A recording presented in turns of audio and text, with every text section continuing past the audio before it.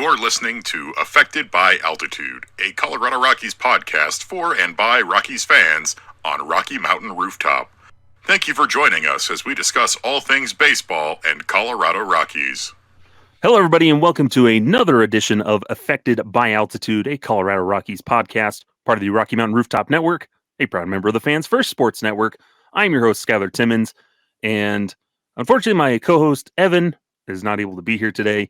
Something came up last minute, so just keep him in your thoughts here at the last minute. Nothing horrible happened to him. He just wasn't able to be able to hop on today. But it worked out because we already had a guest all lined up. Flipping a reversal of roles here. We pulled out the Uno reverse card, and we are joined here by Paul Holden of the Locked On Rockies podcast. And Paul, we appreciate you having you on here with us now. Yeah, absolutely. I'm really excited to be on the other side, and you guys have been on my show, so long overdue for me to be on yours. Yeah, we if you haven't caught it, we've been over on the Locked On Rockies podcast. Find it over on YouTube videos. You can find it all on your favorite podcasting streaming platforms. Good stuff. And you got to give props to Paul. Evan and I do this like once a week, and Paul's pumping out an episode pretty much every single day. Yep, we're 5 days a week. We'll get into an off-season mode here once baseball season really cools off in December, but that's only about a few weeks. But we for the vast majority of the year, five episodes a week, talking Rockies. I'm stealing from Purple Row right now and doing I call it reviewing the Rockies instead of ranking the Rockies. So I don't, so then you guys can't sue me. So yeah. Not much. We probably wouldn't have much to afford anyway. We can, let's get a lot of infighting beyond us, like very few Rockies media members left, and one's talking about that. Yeah. That'll be really helpful for us.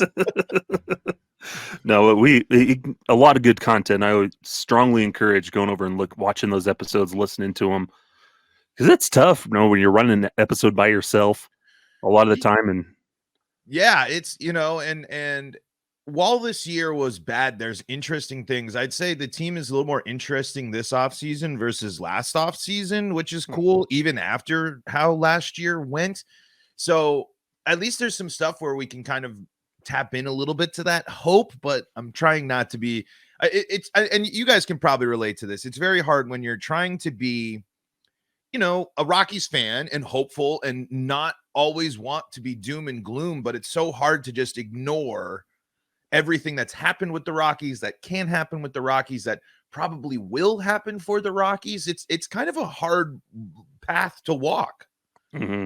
Yeah, that's something I've learned, writing for Purple Row and doing this stuff where, we're still hardcore fans. Like, we want them to do well. We want to be positive about things, but then that media aspect of it and journalists and all that stuff, you got to cover the team and critique it. And fan there critical. Too. I mean, I don't think it's that crazy. I think a lot of fans, I'm so disappointed by the apathy towards the Rockies right now, and just the lack of interest, even though just a few years ago, I mean, and we're seeing it. And it's a prime example with the World Series, and we've seen it in the past with the Rockies. It's the Rockies can take over Denver. They can hold, and it's going to get harder for them to do so with the Nuggets and the Avs being as good as they are, and the Broncos just being part of the National Football League and the juggernaut there. I mean, Rockies, I'm so worried about them completely fading. They'll never leave or anything, but I just don't want the Rockies to be an afterthought, because they don't deserve to be. And the fans out there deserve it. Don't deserve that either. And so I'm really hoping that there is actually right now a deep look into this is actually building. We're building upwards, because I mean, we've hit the bottom. We have hit the bottom.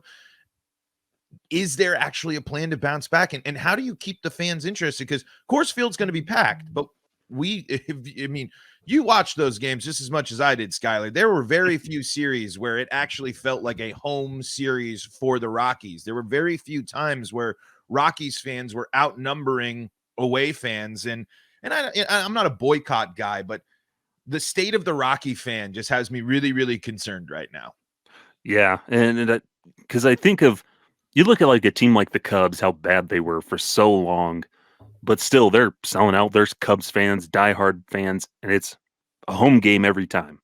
Mm-hmm. But the Rockies, they're just kind of that destination venue where opposing fans can come, cheaper tickets. Let's go to Denver in June and watch our team play and visit Denver. I mean, it's a slam dunk. I love that. That should be a resource for the Rockies, not kind of the bane. I don't know, because then there's so many people like, oh, look at all the people in the stadiums. Look at the attendance. Like, you got to realize, I mean, that stadium is 50+% out of towners almost every time, it feels like. Yeah. And I kind of relating it over to the Nuggets. There was an article, Vic Lombardi, talking about his his comment about becoming the Lakers' daddy.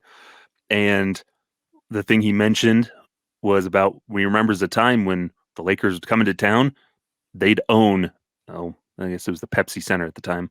They would own the Pepsi Center Ball Arena at the time, and it would be 50+ Lakers fans. But now that's switch is flipped, and now it's rocking the house with Nuggets fans who are having an impact on the court, chanting "Who's your daddy" to the Lakers, and the Nuggets just stomp them in a way. And so it's one of those things where, well, what could fix this? You got to start doing better with your team as a whole.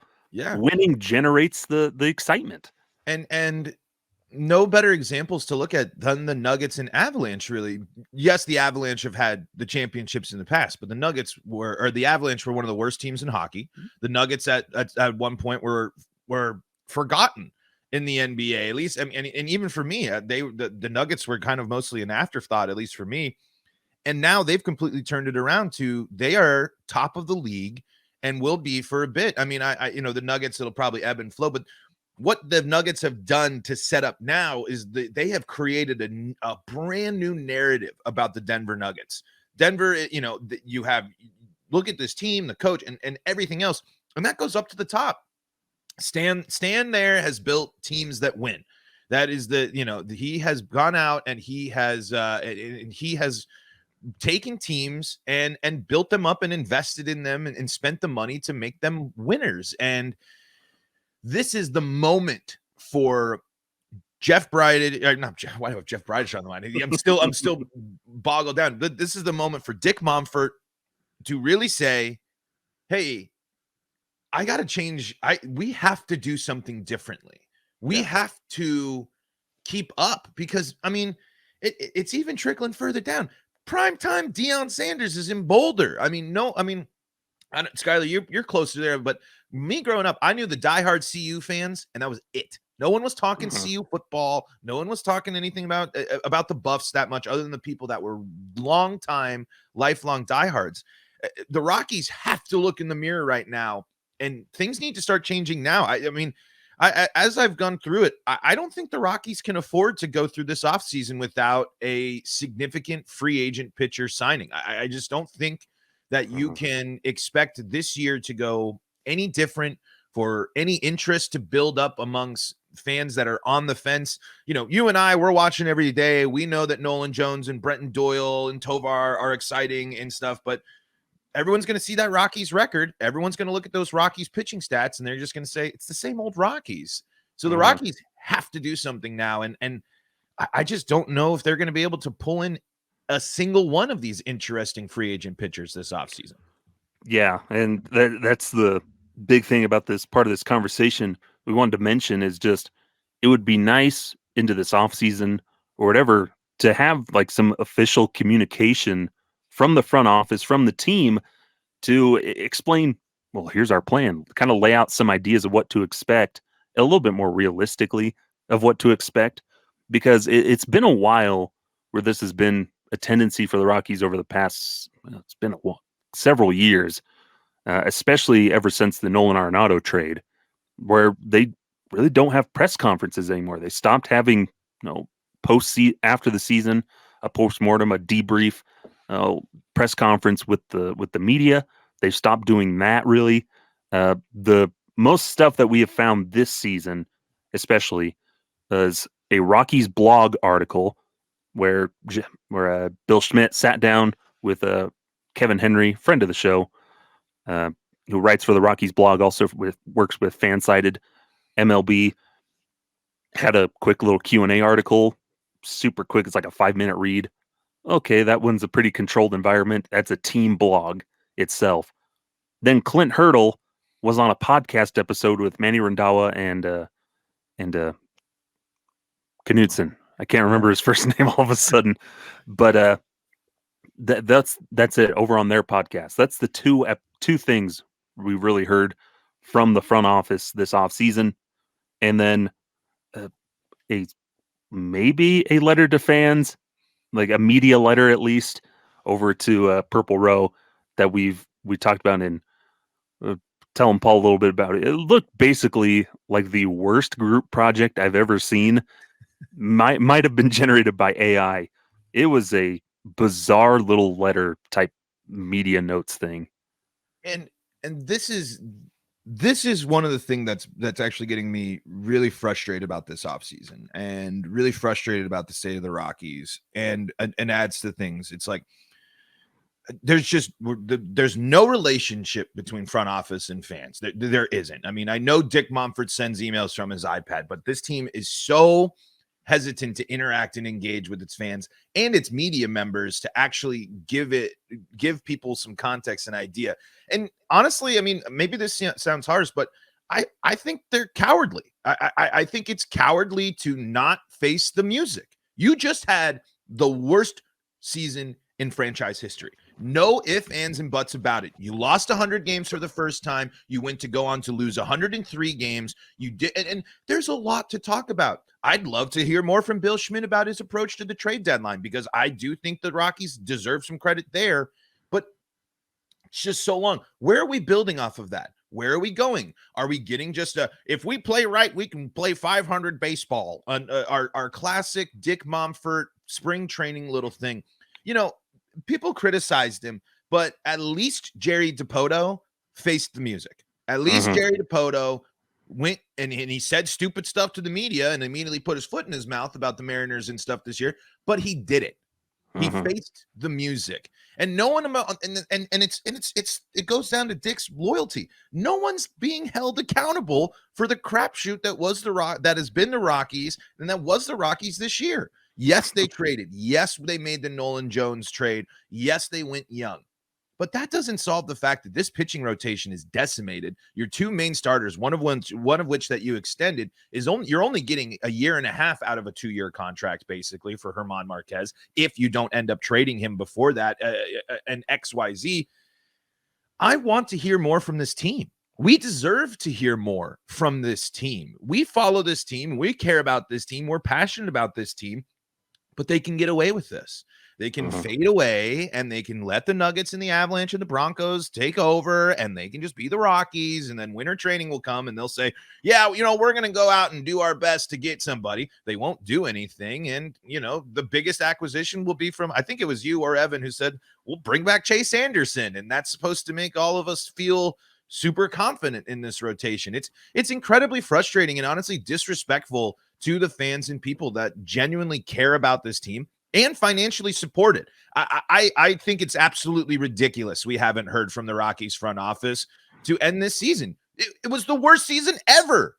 Yeah. And we have no, hey, how are season ticket holders supposed to feel right now? Like the ones that love the game, love the Rockies, maybe they don't follow the minutia of everything. They're just longtime season ticket holders. But now they're sitting here like, am I paying season tickets for a 100-loss team? Like, there's no clear, from the front office at least. We know kind of the managerial and the players, what we need from the players and such, but there's no clear what's next from the front office in the wake of this season, and I find that to be incredibly disappointing. Yeah, it really is, because these front offices, especially the Rockies, become so insular, reclusive, and kind of stick to themselves. We always hear from people like, oh, they keep their cards close to their chest. I'm like, other teams are playing blackjack, and we've got old maid cards in our hands. Right. It's one of those things that'd be nice to hear from them again, that accountability of acknowledging, like, yeah, this season was not great and injuries hurt us. Like, yeah, that's part of it, but also we just aren't performing to a level. We need to change some things. That would be nice, just have somebody come out and acknowledge that. And I think part of it's, the Monfort's at the top, kind of always looking over everybody's shoulder. Because like Clint Hurdle mentioned on that podcast, I believe that 2024 is not going to be a competitive year. And they understand it. And as we look at the Rockies, it's more, I think Bill Schmidt knows what he needs to do, and he wants to do it. Other guys in that front office know what they need to do and what they want to do. But still, there's Emperor Palpatine at the top. There's the guy, the Thanos behind the scenes, the wizard behind the curtain, looking over everybody's shoulder, moving the pieces because it's his team. It's not the city of Denver's team. It's not the people's team. It's Dick Monfort's team, and he's going to do it the way he wants to, and which is frustrating. So they don't want to face the music, or it's frustrating when they won't come out and face the music, because I know Patrick Saunders, he tries his best.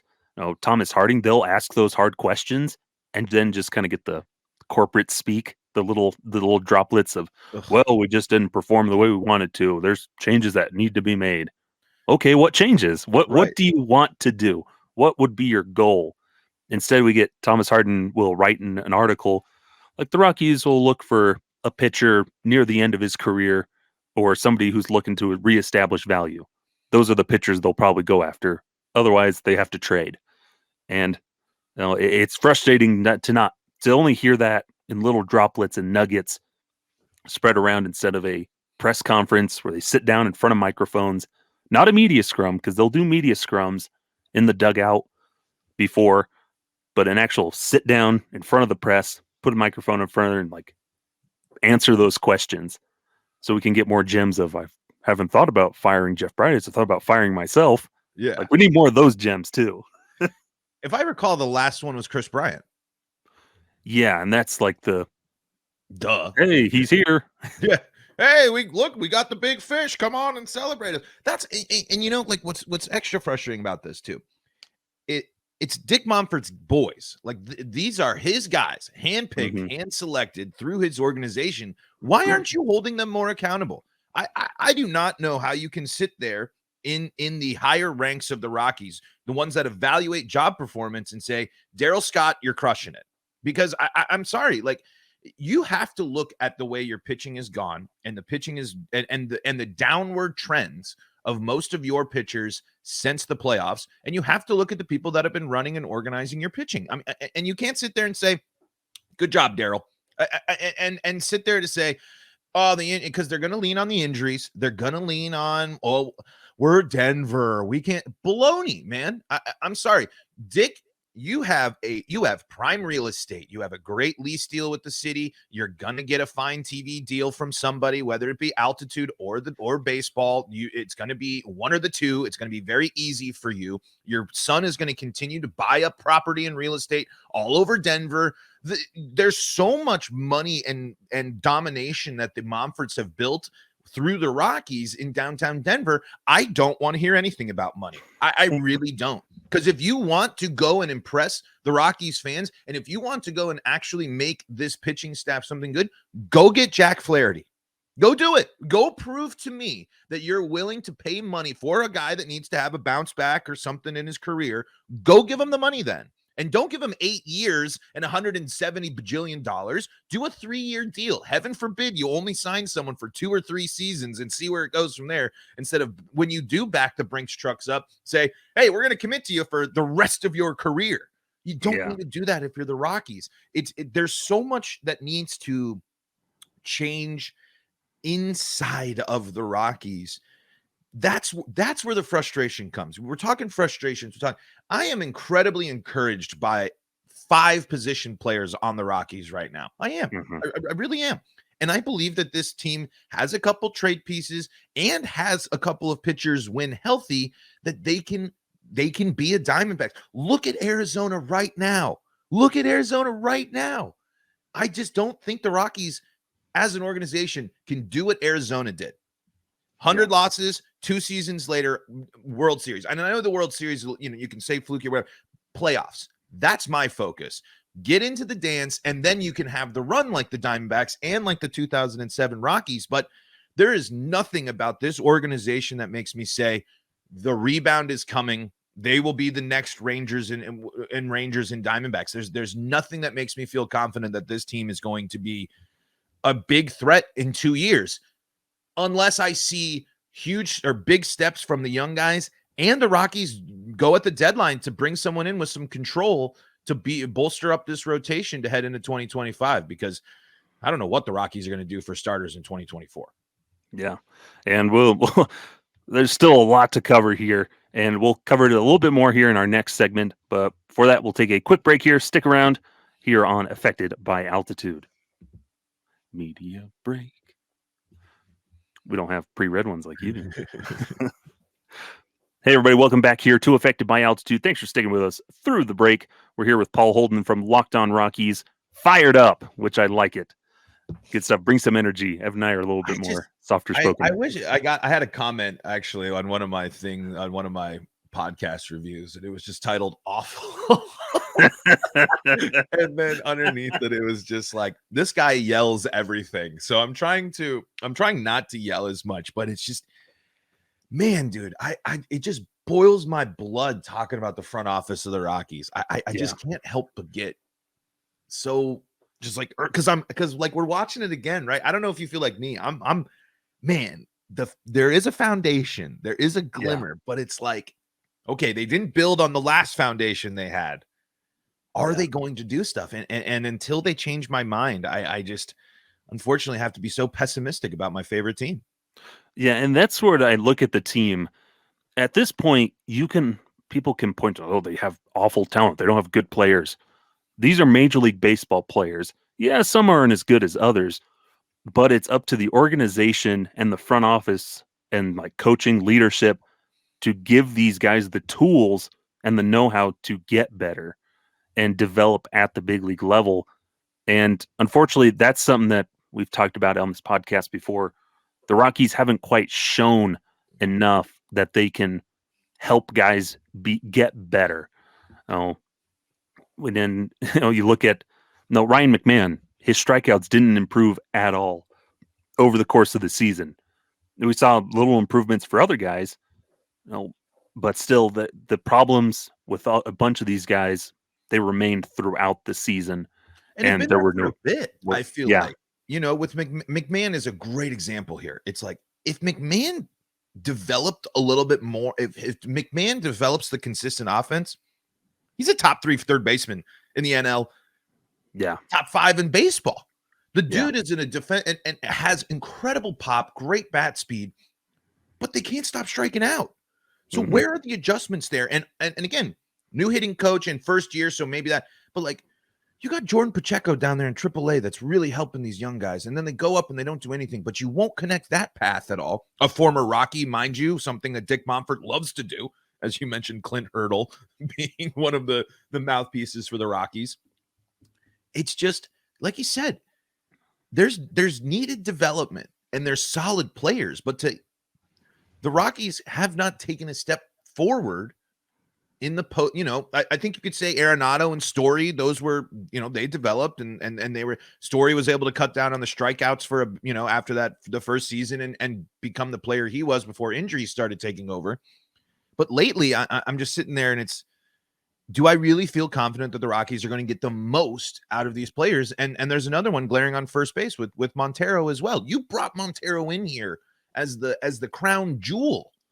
And for chunks of last year, you weren't even getting him on the field. So how does that help his develop? And I know you and Evan are two guys at the top of the mountain when it comes to veterans getting playing time over young guys in lost seasons. And there were just too many instances of that last year. Like, Harold Castro did not need to be taking at bats at any point in the second half of the season. He really didn't. I mean, so that goes down. Can the Rockies take that next step as a coaching and development staff?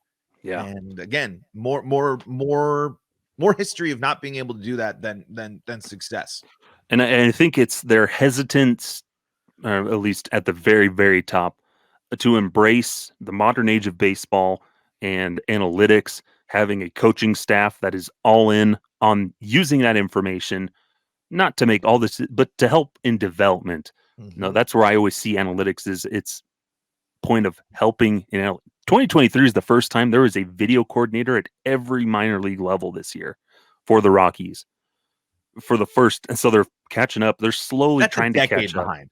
I mean, that people have been watching film on swings for longer than a decade. That's a problem. Yeah.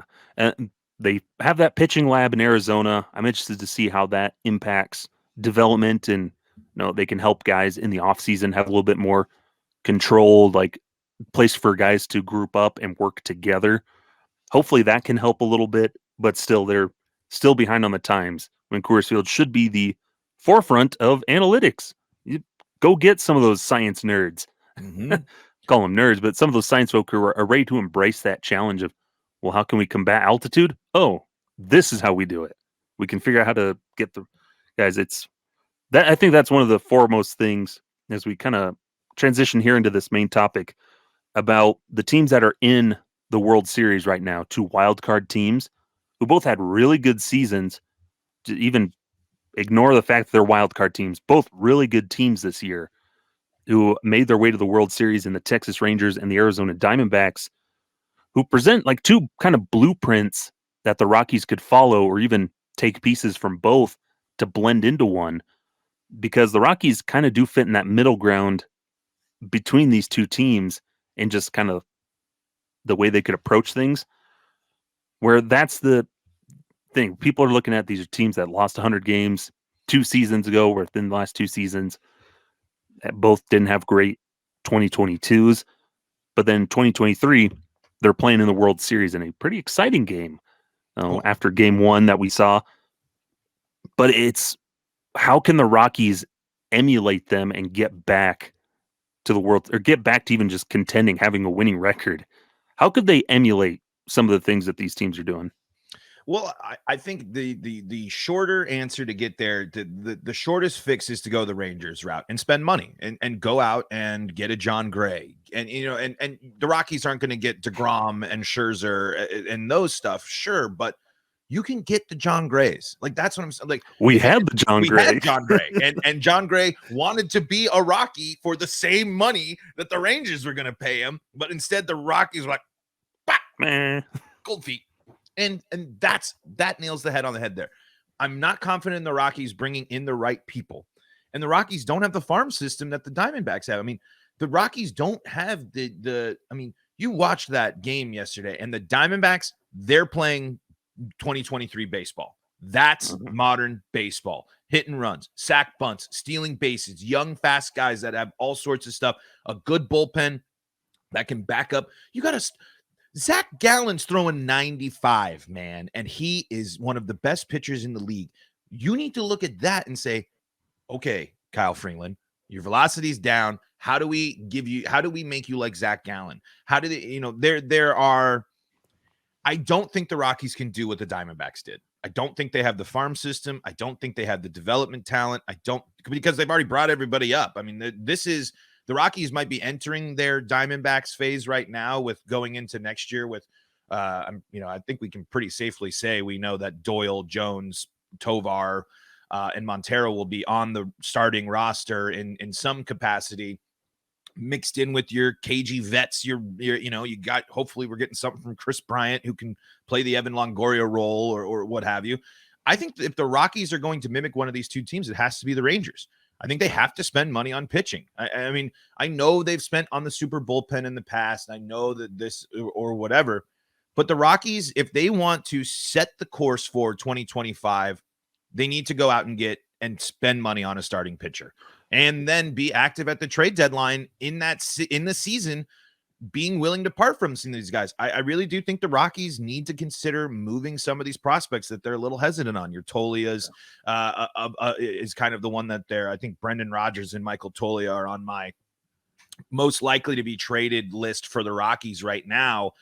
Are you willing to make those deals? Are you willing to get a Paul Sewald in the middle of a season where you're, at the trade deadline, the Diamondbacks, yes, they had that strong first half, but it was still trouble in the water for them for a bit. Yeah. So for the Rockies to do what those 2 teams did, I think they need to go the Rangers route and get bona fide arms into their system. Yeah. Can they do that? No, I really don't think the Rockies are going to do any sort of convincing to any quality starting pitcher of a John Gray, a Flaherty level. Like I mentioned, I have Jack Flaherty on the brain because he just kind of fits, I think, that guy that, oh, let me go do the challenge. Like, he's got a solid season. He needs the bounce back kind of thing. Could get some money. But you go to Texas because Texas is the Rangers, and there's, they got a new ballpark, and they got all this type of stuff, and it's not at altitude. Arizona, they've been developing and trading and building up these guys for a long, long time. They make a couple of moves.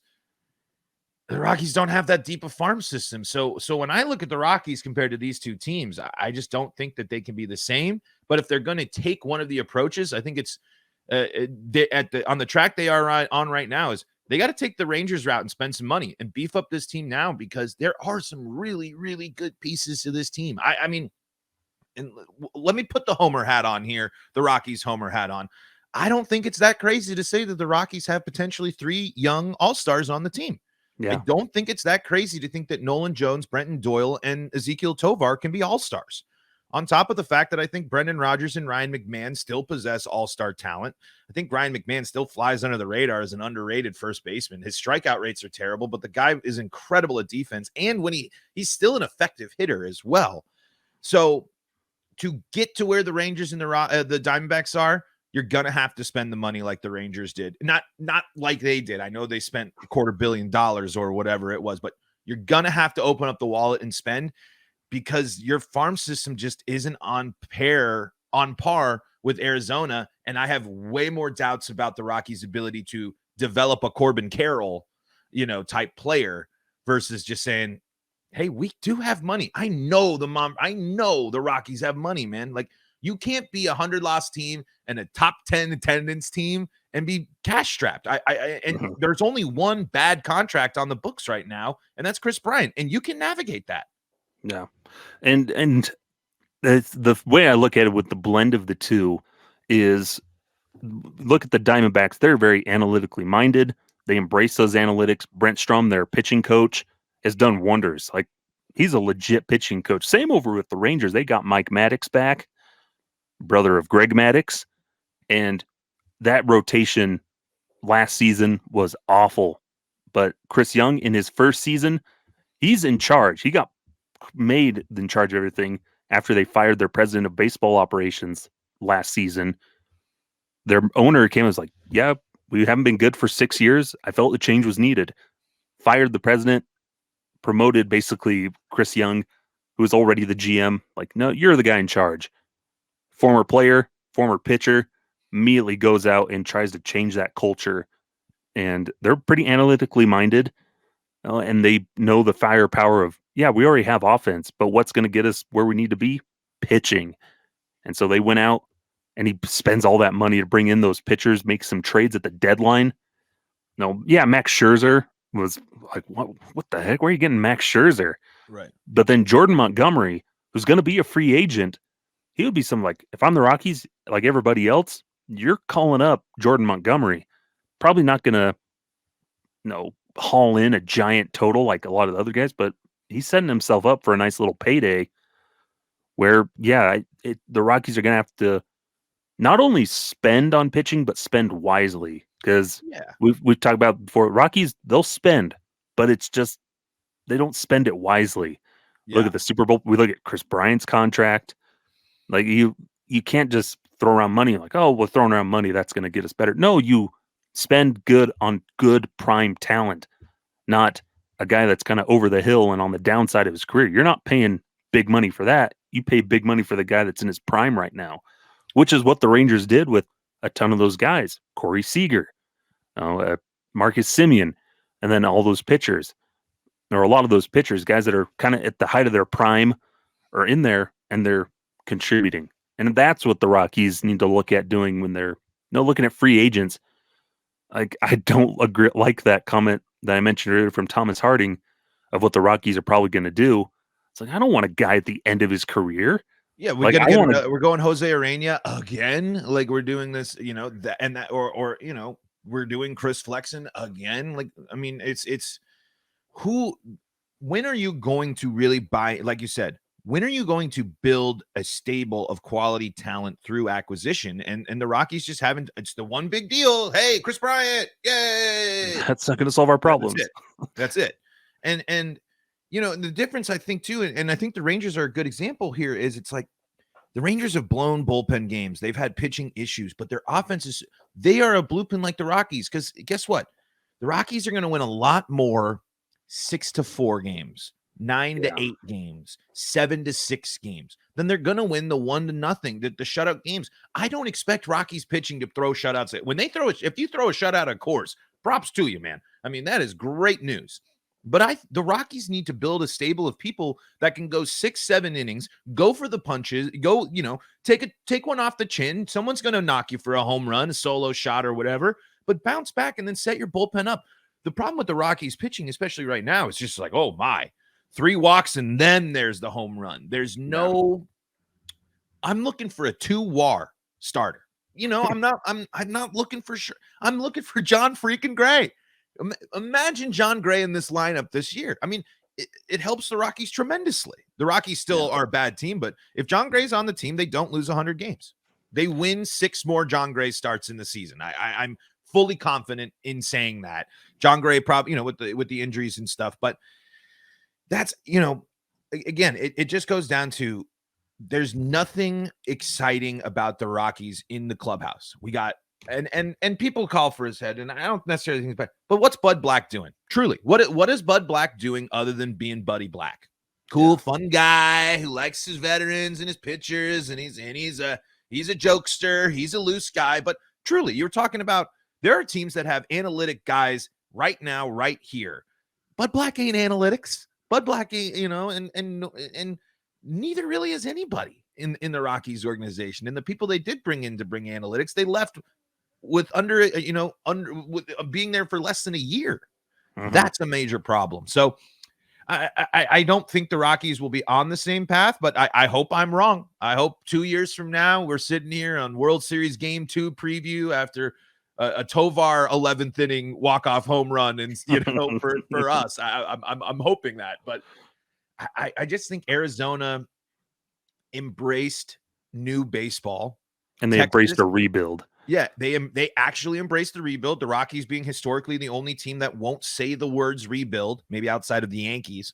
And then the Rangers, though, they're a team that's had success, that's built success, and they wanted to say, and they got to a point where, like you were saying, the owner said, enough. Changes are coming. You're fired. You're coming up. There's just, when we look at those, there's just no evidence that the Rockies will do that. I have someone should be fired this offseason, right? Like and not just a random scapegoat. There should not be a safe job in the Rockies front office this offseason. There really shouldn't. And that includes you, Bill. I give Bill his props, but like, where's Bill Schmidt going to start navigating the trajectory from downward to upwards? Mm-hmm. I didn't see enough in the second half to truly believe that the Rockies are on the full upswing. There's stuff I'm confident and excited about, but young sophomore bats aren't going to be enough to make up for the glaring holes that this team is facing. Yeah, and you look at the 2 World Series teams right now and the managers at the head of them. Bruce Bochy, bona fide just legacy of success, 3 World Series rings, helped turn some teams around. He knows what he's doing. He's a good leader and brings that culture of winning and masterful just navigating with his pitching staffs and everything. And then Torey Lovullo with the Diamondbacks, he was hired at the same time as Bud Black. They're hired at the same time. And you just look at the demeanor of the Diamondbacks manager and how he runs the team and how he carries himself. He's one of the guys that are partying with the other guys, calling out Chris Russo, who should retire, pulled back on his word. But you look at the difference in the culture that leadership brings, and that's what this goes back to, is making sure you have the right people in place to lead these teams, whether on the field or there in the front office, making sure that the people making the decisions are qualified and have a plan. The Rangers told Chris Young, going back to kind of round this out here, the end of this conversation with the Rangers, Chris Young, they told him, do your thing. We're going to be here. We'll support you as ownership. We'll provide the money to support you as best that we can to do what you need to do. Bring your guys to us. We'll make sure you get the money so we can do what you want to do.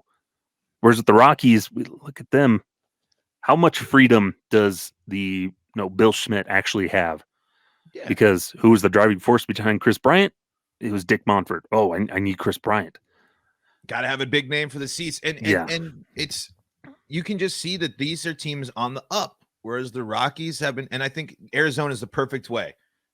Arizona has been trending upwards since when those two teams met in the playoffs, and the Rockies have been trending downwards.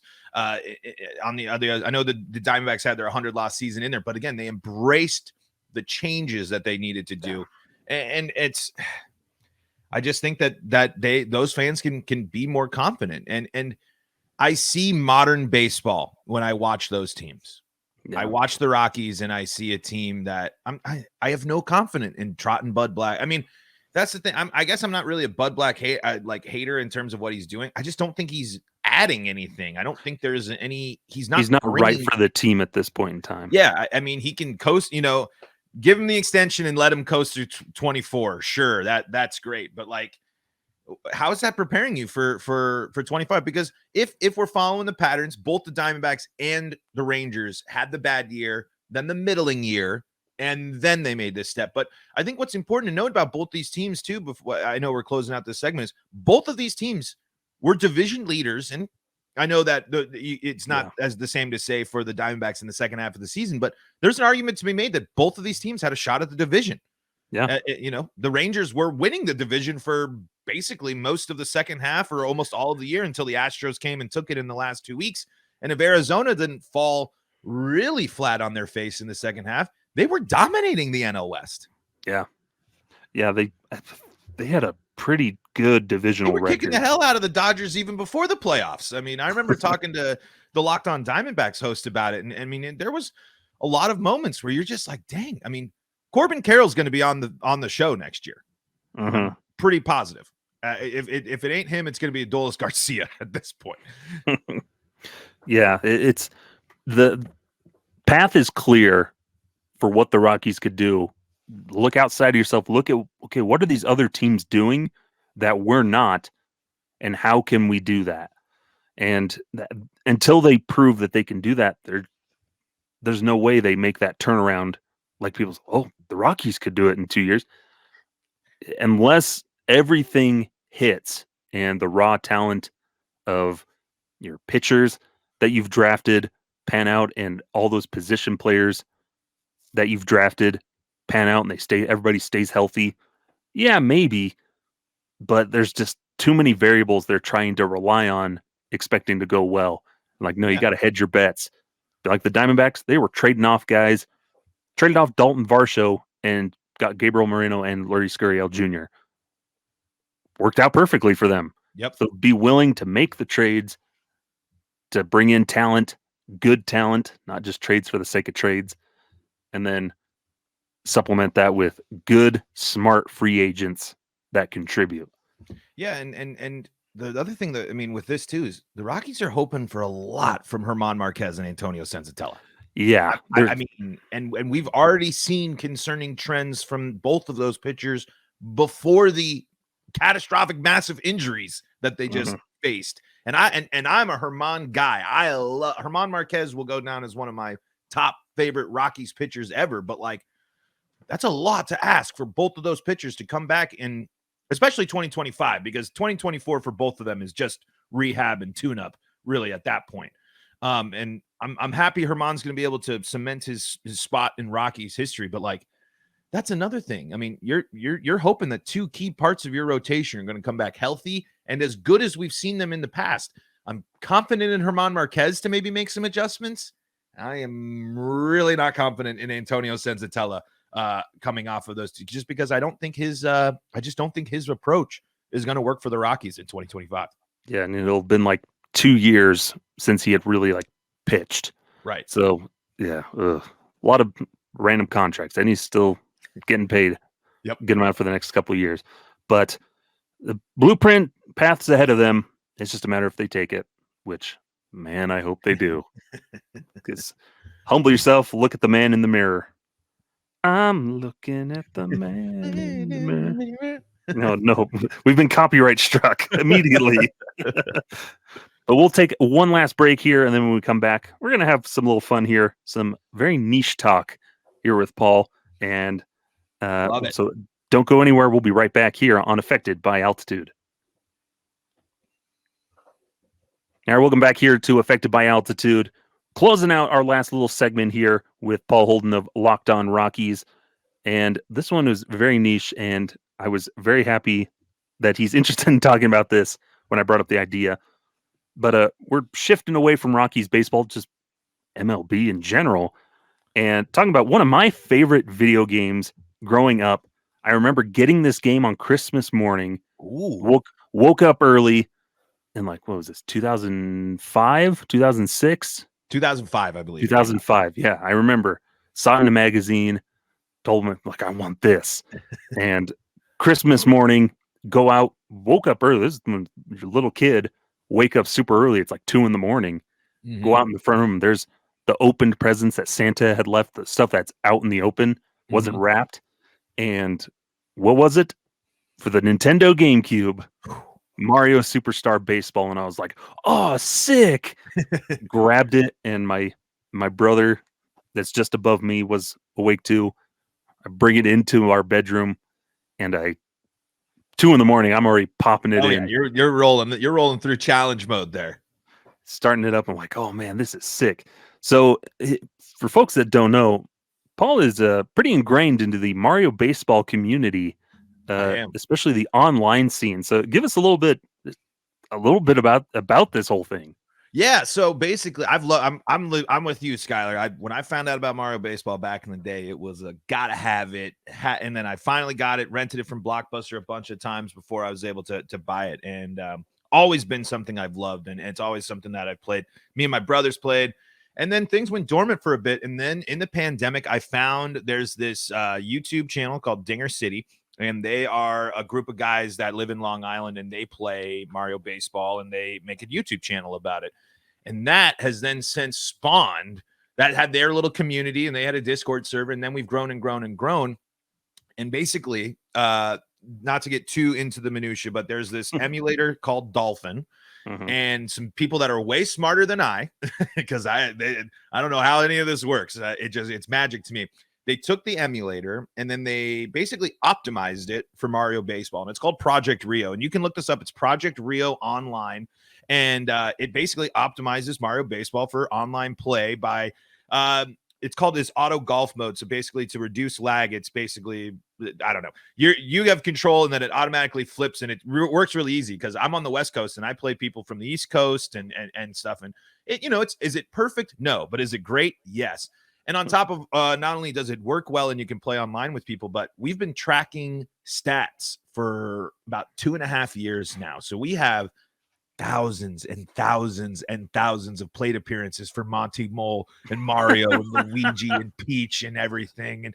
And we calculate them. And I'll just read you, for example, some of the stats that we have been keeping, because we keep ranked leaderboards and everything. We can't help you find the ISO of the game because that's illegal. So you need to legally rip your copy of Mario Baseball from your GameCube disc, or use Google.com and find the copy of it. And then it's kind of a little convoluted to get started. I will say it's not the most simple thing to get started, but there's tons of people that'll do it.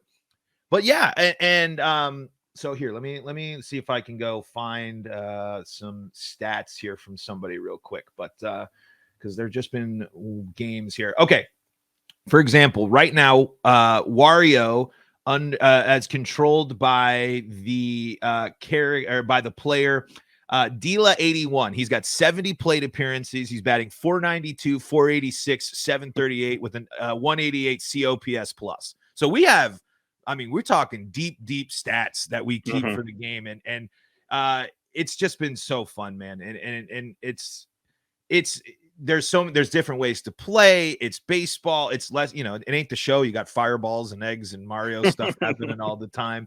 But it's been great. And then on top of that, this last summer, and we had over 30 people go to Chicago and play, and for a 2-day event, and we're hoping to do it again here soon. It's near and dear to my heart. It's just fun, man. I love sports, but I love arcade sports games. So when baseball and Mario, two of my favorite things in the world, came together, it's been a matchup made in heaven, and it's been great ever since. So I've been calling games. If you can check out Baltor and Buddies on YouTube there, and it's got all of our games from the summer. I do a lot of commentating. I yell into microphones. We have a lot of fun. But yeah, it's crazy. I did not think it would be playing as big a role of my life, and I actually have a Mario baseball tattoo now. I have Luigi tattooed on me because I established Luigi into the meta for a bit because people were hating on my guy, and then I ended up winning a championship off the back of Luigi. So I had to pay my respects. Yeah, it's always been my belief in every type of Mario thing that Luigi is better than Mario. Oh, I love it. I love Luigi.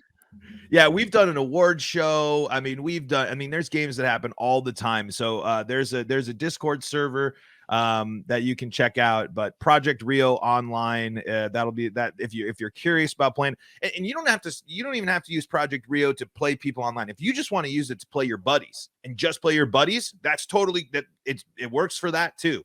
Mm-hmm. So, Skyler, if you want to, bring back, throw the gauntlet down to your brother there or any other family members or friends, and you can do so. You don't have to only do the ranked, and there's new player leagues as well, and all the frame data. If you're really wanting to learn, how to, if you hit the ball on this frame at this thing, that's all. I just like to charge and hit the ball. That's already way above my pay grade. I'm the old Rockies in this situation. Analytics be damned. I'm just gonna go out there and hit the ball.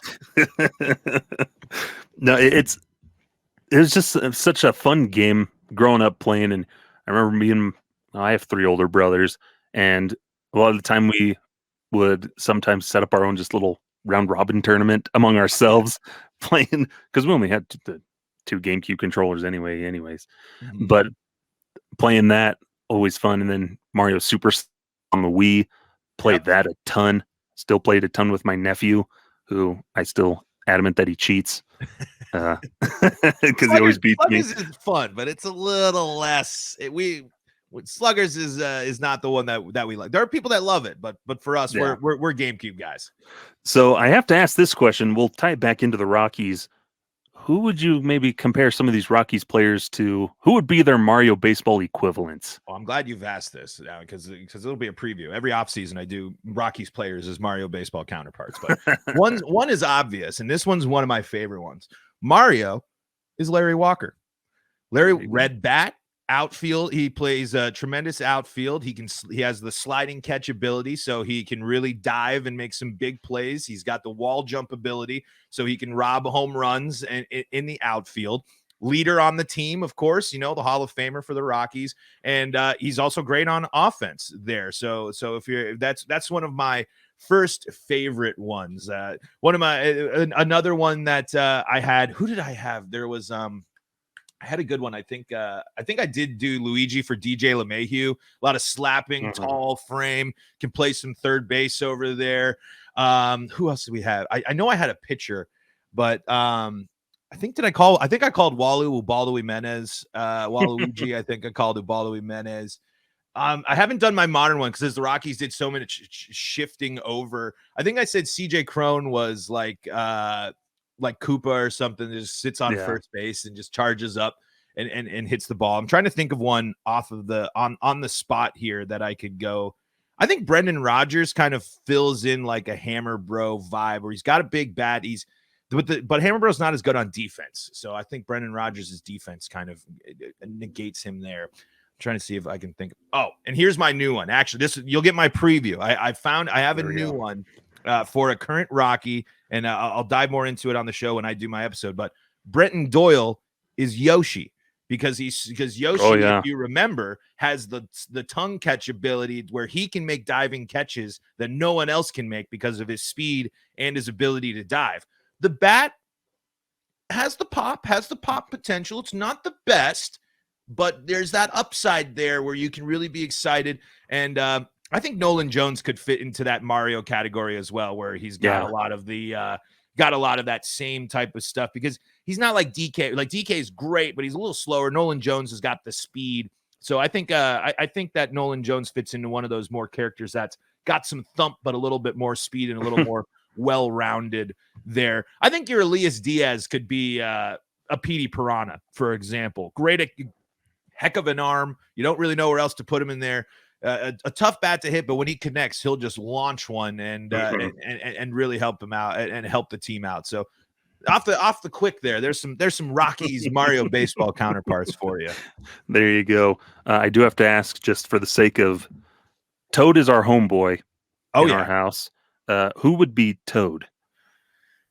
Toad is like, Toad gives me Alan Trejo vibes, where, like, there's some games where he'll fly under the radar and he'll field his position and he won't do anything. And then there's other ones where he'll connect for a couple of big hits, a homer out of nowhere, and you're really and kind of surprises you. I think Toad is like giving me that Alan Trejo, because that upside, that high upside is still there, but a kind of a guy that still flies a little bit under the radar there for the Rocks. Mm-hmm. I love it.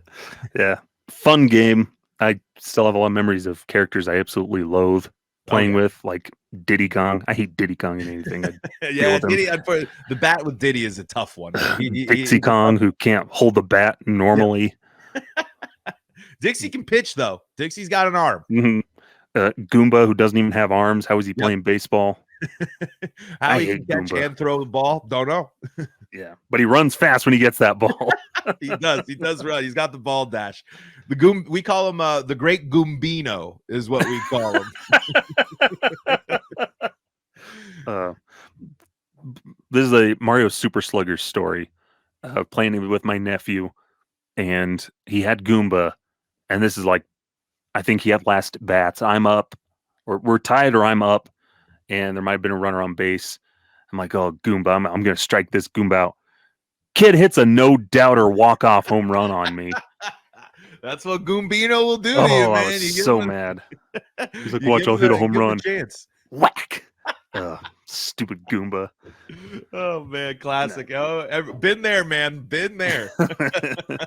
No, a lot of fun. Just the game itself, a lot of fun, but it's awesome that there's this new aspect here in this modern age to keep it alive, give it new life. And it's been crucial in keeping. I mean, it's ebbed and flowed. We're not going to be the biggest esport ever, but if you're curious, I mean, Mario Baseball is alive and well in 2023. Yeah, and leave it alone, Nintendo. There's no harm being done. Leave it alone. Please. Please leave it alone. We've already seen what you've done to Smash Bros tournaments this past week. So yeah. Oh God. Yeah. Why? Again, they're just like the Rockies. Like, I love you so much, but why do you make it so hard to love you, Nintendo? Yeah. Yeah. Is Dick Monfort the new Bill Schmidt, or Dick Monfort the new Shigeru Miyamoto? Just leave it alone. No, but I love it. Love it. I do have the emulator somewhere. Just the regular ISO copy somewhere. It's fun to play. But awesome stuff. And I think that's going to bring it to a close here on this edition of Affected by Altitude. Paul, thank you so much for joining us. Where can the people find you and keep up to date on the content? Thank you so much for having me. I'm happy to be on the other side here. You can follow me, Paul Holden 33. I tweet about Mario Baseball pretty frequently, actually. I tweet about Mario Baseball and Rockies Baseball. That's about it. So Paul Holden 33. The show's Twitter is @LO Rockies on Twitter. But the best way to help the show is to go to the Locked On Rockies YouTube channel and subscribe over there. Be part of the show and let me know your Rockies hot takes. Because if you listen to Locked On Rockies, I guarantee you're going to learn or hear about Skyler and Evan's writing, because Purple Row is a big resource of mine. Yeah, we appreciate the kind of the synergy there of content, because Rockies content is hard, and so it's nice to just kind of have everybody pulled together to cover this team for the fans. And I definitely recommend go check it out. They're nice daily episodes for the season.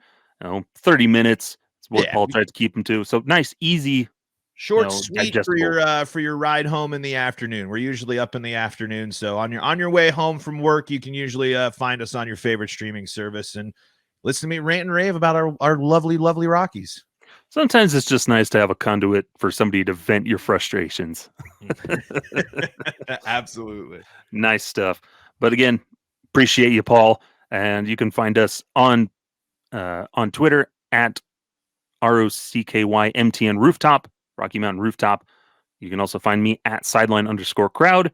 Be sure to follow us over with our writing over at Purple Row. I do the Wednesday Rock Piles. Evan does the Thursday Rock Piles. We've got the Ranking the Rockies series going on. That's going to be going on for a while until December. We're chugging along. We're in the weeds at this point. Still a lot of guys. Yeah, you can always find us over at fansfirstsports.com as well, doing writing over there, covering the World Series and stuff like that. So fun stuff. But that's going to do it here. Off season just keeps on getting closer. We'll just keep riding it out best we can throughout the off season. Let us know. Follow us over on YouTube at Rocky Mountain Rooftop. Be sure to check out Every Rocky Ever. We just had a new episode come out talking about Kaz Matsui, Willie Tavares, and Andy Corpus. Fun episode. Dustin and my brother and I had good times talking about those guys and find out what they're doing. Manny Corpus in 2022 was the player coach for the Martinez Sturgeon in the Pecos League.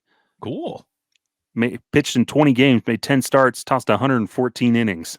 Dang. The team went 19-31. he was replaced as manager for the next season. But still, he's getting it done at like 40 years old. Good for him. But yeah, it's a fun little episode talking about those guys. But until next time, this has been Affected by Altitude. We'll see you next time. Paul, do you know what we do at the end of every episode? I don't. What do I need to do? Oh, well. Did you ever see the Mr. Bean movie when he goes to California and deals with the Whistler's mother? Well, when he leaves, he always yells, "Farewell! Farewell!" That's the running gag here at the end of our episodes. All right. So we'll have you hit it with them here in 3, 2, 1. Farewell! There you go. You get the Kermit in there too. Kermit the Frog. Kermit the Frog. Farewell! This has been Affected by Altitude, a Colorado Rockies podcast with Rocky Mountain Rooftop, a proud affiliate of the Fans First Sports Network. Catch new episodes every Monday on wherever you get your favorite podcasts. Be sure to follow us on YouTube as well for video versions of the show.